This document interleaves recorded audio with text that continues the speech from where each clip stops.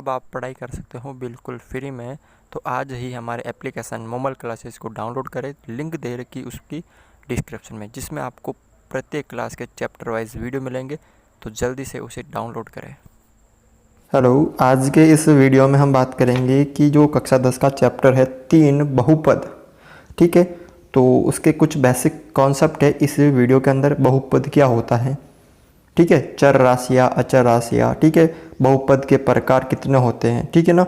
तो वो ही इस वीडियो के अंदर बात करेंगे। तो सबसे पहले देखिए, आपको पता होना चाहिए राशि दो तरह की होती है, अचर राशि और चर राशि। तो सबसे पहले ये आपको क्लियर करना है कि चर राशि कौन सी होती है और अचर राशि कौन सी होती है। ठीक है, तो सबसे पहले लिखता हूँ मैं यहाँ पे चर राशि। क्या लिखता हूँ? चर राशि।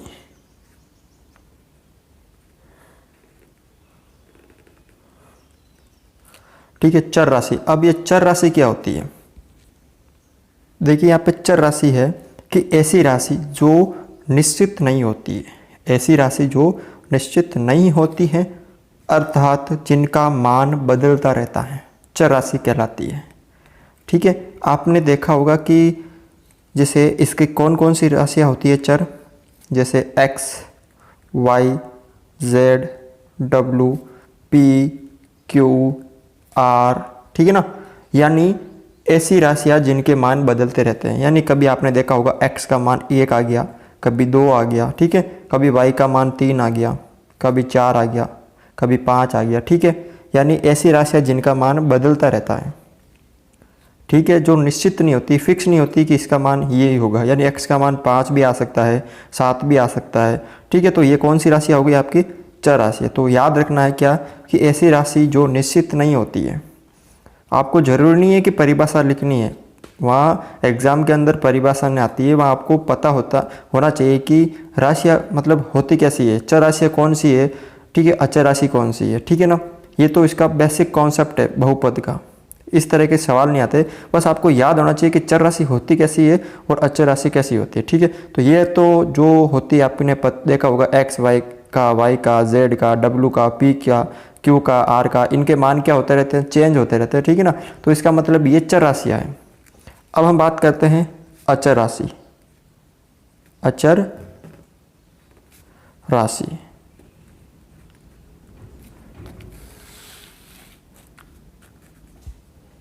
अब यहाँ पे देखिए अचर राशि, ऐसी राशि जिनका मान निश्चित होता है। मैंने चर राशि में क्या बताया था? जिनका मान क्या होता है? अनिश्चित होता है। जबकि अचर राशि में क्या होता है? निश्चित होता है। अर्थात जिनका मान क्या है? जिनका मान बदलता नहीं है, अचर राशियाँ कहलाती है। ठीक है ना, जैसे 1, 2, 7, 9, 15 गणित के अक्षर। ठीक है, यानी गिनती के जो गणित के अक्षर है वो। अब 9 को हम 9 ही लिखेंगे, ऐसा नहीं है कि हम 9 को 15 लिख देंगे। आपको बोले कि किसी का मान 9 है तो आप 9 ही लिखोगे, ऐसा नहीं कि वो 15 लिखोगे, क्योंकि इनका मान फिक्स होता है ना। एक अगर आपको बोले 1 तो आप 1 ही लिखोगे, ना कि 2 लिखोगे, 7 लिखोगे, 15 लिखोगे, 20 लिखोगे, 25 कुछ भी नहीं लिख सकते हो। जो भी आपको बोला वो लिखोगे। 7 बोला तो 7 लिखोगे, 15 बोला तो 15 लिखोगे, 20 बोला तो 20 लिखोगे। यानी इनका मान आपको दिख रहा है कि फिक्स है, जितना आपको बोला उतने लिखते हैं। आपको 5 बोला तो आप 5 ही लिखोगे। लेकिन जबकि x का मान आपको कभी बोल देता है x का मान 7 है तो आपको 7 लिखना पड़ता है। कभी बोल देता है x का मान 3 लिखो तो कभी 3 लिखना पड़ता है। ठीक है ना, तो ये इनका संबंध है चर राशि और अचर राशि में। ठीक है ना, तो समझ में आ गया होगा आपको। अब होता है आपके जो मेन टॉपिक है बहुपद। ठीक है, बहुपद, ये बहुपद क्या होता है? अब देखिए बहुपद, एक चर वाले ऐसे बीजीय व्यंजक। एक चर का मतलब होता है कि कोई बहुपद है, उसके अंदर x है, सिर्फ x है, या y है, y है, z है। ठीक है ना, ऐसे बीजीय व्यंजक जिनके चर की जो घात है वो धनात्मक और पूर्णांक हो, वो बहुपद कहलाते हैं। जैसे मैं यहाँ पे एक एग्जाम्पल लेके आपको बताता हूँ। 5x² + 4x + 3। ठीक है, आपको बताना ये बहुपद है या नहीं है। ठीक है, तो आपको क्या करना है, उनके जो चर है, ठीक है, चर की घात कैसी होनी चाहिए? धनात्मक, यानी प्लस की होनी चाहिए। देखो ये चर है, इसकी घात 2 है, ये चर है, इसकी घात 1 है। ठीक है, और पूर्णांक होनी चाहिए। पूर्णांक का मतलब कि गिनती के अक्षर 1 2 3 4 5 6 धनात्मक होनी चाहिए और पूर्णांक यानी गिनती 1 2 3 4 ना कि 1/2 होनी चाहिए। तो ये एक बहुपद है। एक जैसे और 3x² प्लस 4 रूट x। अब ये बताना ये बहुपद है या नहीं है। देखो इसकी घात तो 2 है यानी पूर्णांक है, धनात्मक पूर्णांक है। धनात्मक पूर्णांक का मतलब प्लस की संख्या और प्लस की होनी चाहिए और गिनती की यानी बट्टा में भिन्न में नहीं होनी चाहिए, ठीक है ना। अब ये देखो हम अब आपको पता होना चाहिए कि जो वर्गमूल होता है, ये जैसे वर्गमूल है, इस वर्गमूल के चिन्ह की जगह हम किसी, इसका मतलब है कि किसकी घात, मतलब इस x की घात क्या है 1/2 है, ठीक है ना। तो इस x की घात 1/2 है। अब मैंने आपको बताया कि घात कैसी होनी चाहिए, गिनती के अक्षर 1 2 3 4 5 6 यहाँ पर बट्टा यानी भिन्न के रूप में। तो इसका मतलब इसकी जो घात है वो भिन्न के रूप में, तो ये बहुपद नहीं है, ये बहुपद है। तो आपको याद रखना है कि बहुपद में क्या होना चाहिए कि चर की जो घात है वो प्लस और पूर्णांक की दे, यानी प्लस की होनी चाहिए और गिनती के अक्षर 1 2 3 से शुरू होकर कितने भी हो 100 हो सकते हैं। जैसे 4x प्लस 5, ये x² हो गया, 5x की घात 100, ठीक है। इसकी घात भी प्लस की है, इसकी घात भी प्लस की है, तो इसका मतलब ये बहुपद है, ठीक है। अब हम बात कर रहे हैं बहुपद के प्रकार। देखिए बहुपद के प्रकार के अंतर्गत बहुपद 2 प्रकार के होते हैं, 2 भाग के अंदर बांट देते हम, ठीक है। पहला होता है इसके अंदर आपके घातों के आधार पर। किसके आधार पर? घातों के आधार पर। और जो दूसरा होता है वो होता है आपके पदों के आधार पर, पदों के आधार पर, ठीक है। अब ये घातों के आधार पर कैसे होते हैं और पदों के आधार पर कैसे होते हैं, देखिए यहाँ पर अब ये 3 होते हैं, घात के आधार पर 3 होते हैं, ठीक है ना। कैसे? जैसे एक मैं आपको बहुपद ले रहा हूँ, आपको बहुपद समझ में आ गया जिसकी घात प्लस की होनी चाहिए और पूर्णांक होनी चाहिए। अब ये एक है, अब इसकी घात देखो, चर की घात देखनी है, चर की अधिकतम घात। इसमें चर की अधिकतम घात कितनी है? 1 है, 1 है, 1 ही है। तो इसका मतलब जिस चर की घात 1 हो, अधिकतम घात, तो उसे हम रेखीय बहुपद बोलते हैं, ना कि रेखीय, न कि उसके एक घातीय। घातों के आधार पर है तो उसको हम रेखीय बहुपद बोलते हैं। अगर आपको आ जाए कि रेखीय बहुपद क्या होते हैं, तो जिस बहुपद में चर की अधिकतम घात, जिस बहुपद में चर की अधिकतम घात 1 हो, उसे हम रेखीय बहुपद कहते हैं, ठीक है ना। अगर आपको पूछ ले रेखीय बहुपद किसे कहते हैं, कि जिस बहुपद में चर की अधिकतम घात 1 हो, तो उसे हम रेखीय बहुपद कहते हैं, ठीक है। अगला है वो है आपके 2 नंबर पे है, जैसे 4x प्लस 3, ये x² x प्लस 2। अब यहाँ पर देखो इसकी चर कितने, इसमें 2 है, एक चर है लेकिन अलग अलग है, लेकिन आपको अधिकतम घात देखनी है।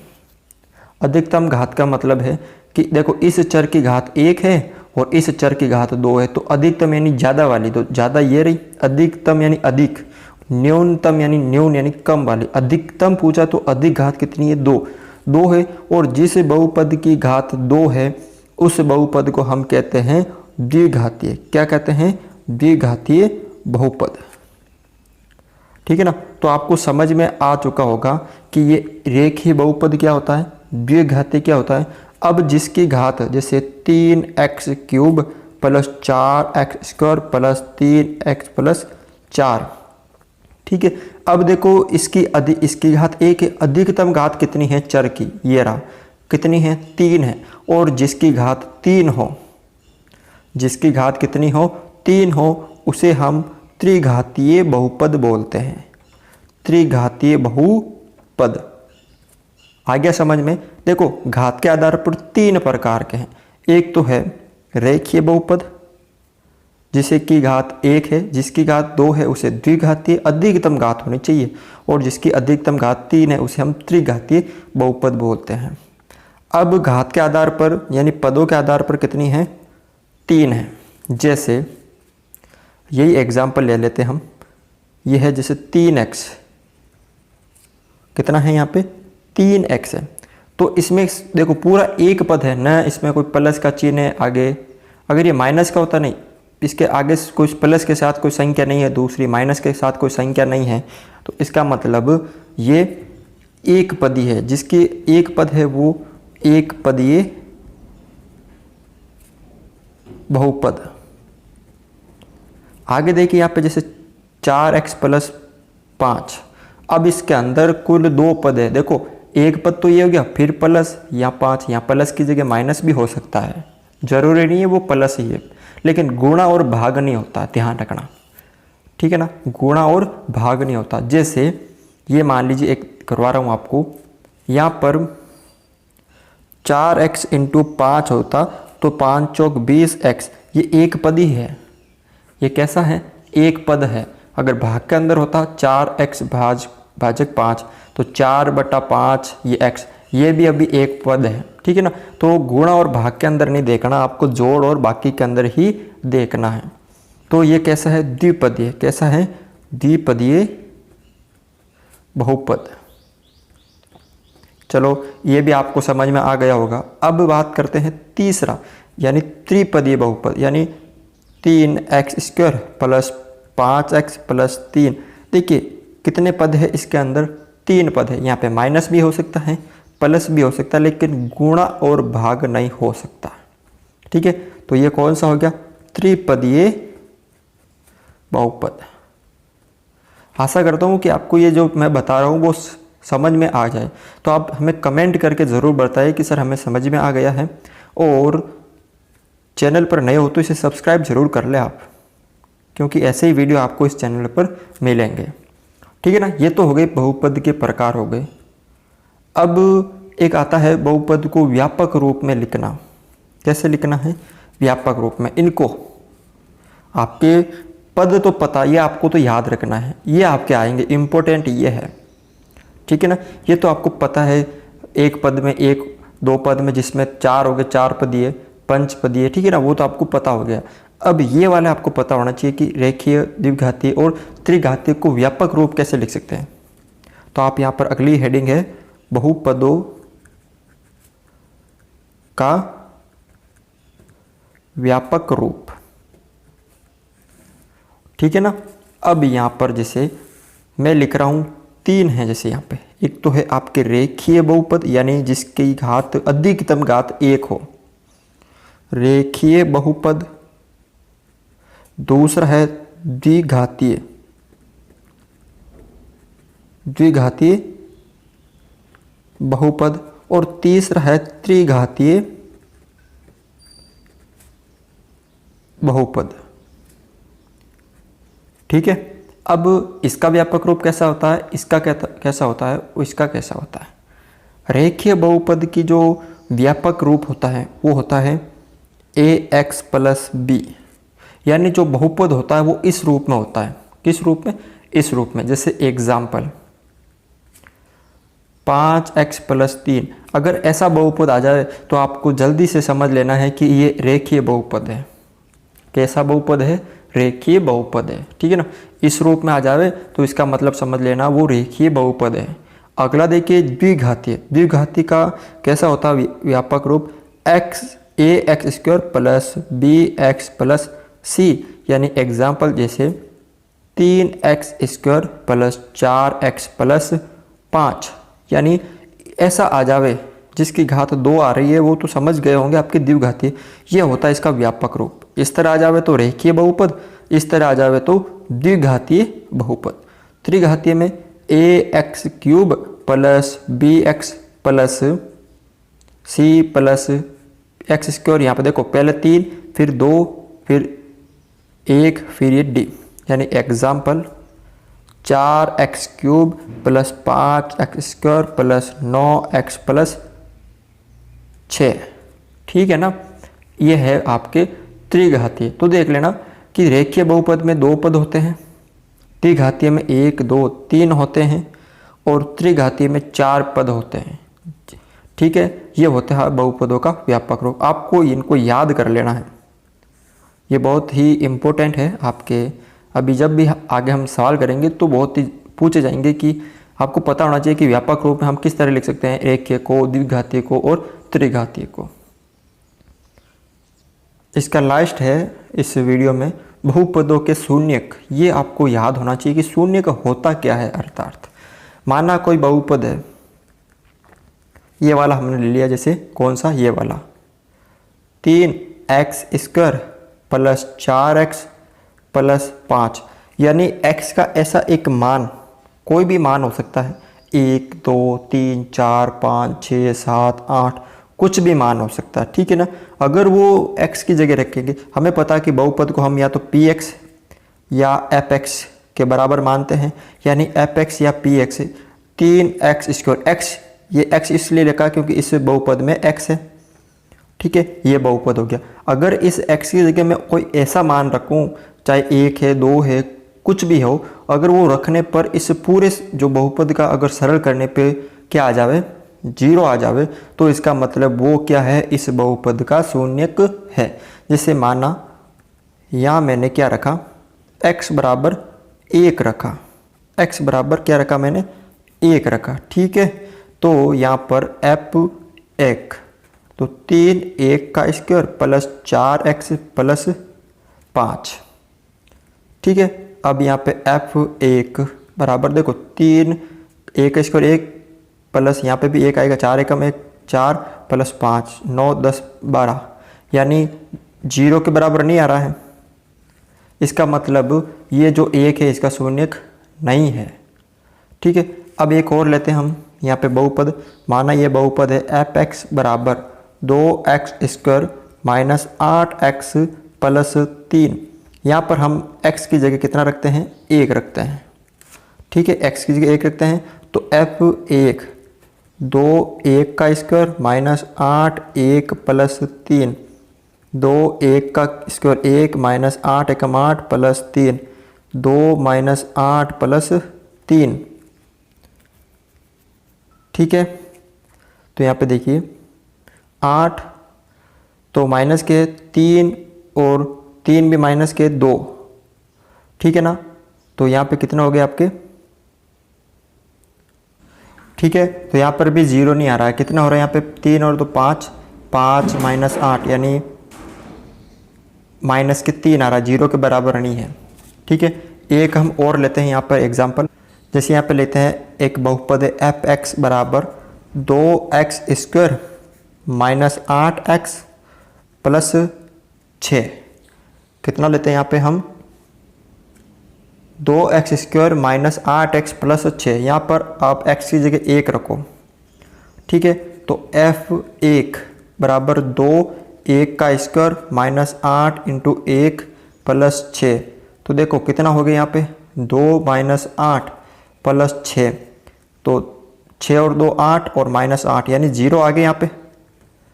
ठीक है, 0 आ गया यहाँ पे, तो इसका मतलब जो 1 है वो इस बहुपद का क्या है, शून्यक है। यानी x का कोई भी अगर मान रखते हैं और उस बहुपद का पूरे का मान 0 आ जाए, तो वो जो x का मान है उस बहुपद का क्या है, शून्यक। अगर मान लीजिए यहाँ पे 3 रखते हैं, जैसे 3 रखता हूँ तो देख लीजिए यहाँ पे f3 रख रहा हूँ, तो 2 3 का स्क्वायर माइनस 8 इंटू 3 प्लस 6। ठीक है, तो यहाँ पे देखिए 2 3 का क्यूब स्क्वायर 9 माइनस 8 थे 24 प्लस 6, 9 दूनी 18 माइनस 24। ठीक है, प्लस 6, 18 और 6 हो गए 24 माइनस 24 यानी 0 आ गया। अब जब मैंने 1 रखा तो भी 0 आ गया, 3 रखा तब तो भी 0 आ गया। तो यहाँ पर शून्य क्या क्या है, अभी तो 1 है 3 है, इस तरह इसके शून्य होते हैं। तो बिल्कुल ही सरल है ये। तो इस तरह से आप ये समझ सकते हो कि आपको ये किस तरह के क्वेश्चन मिलेंगे इस चैप्टर के अंदर। अगर आपको ये वीडियो अच्छा लगा तो इसे लाइक करें, शेयर करें और हमारे चैनल को सब्सक्राइब करें।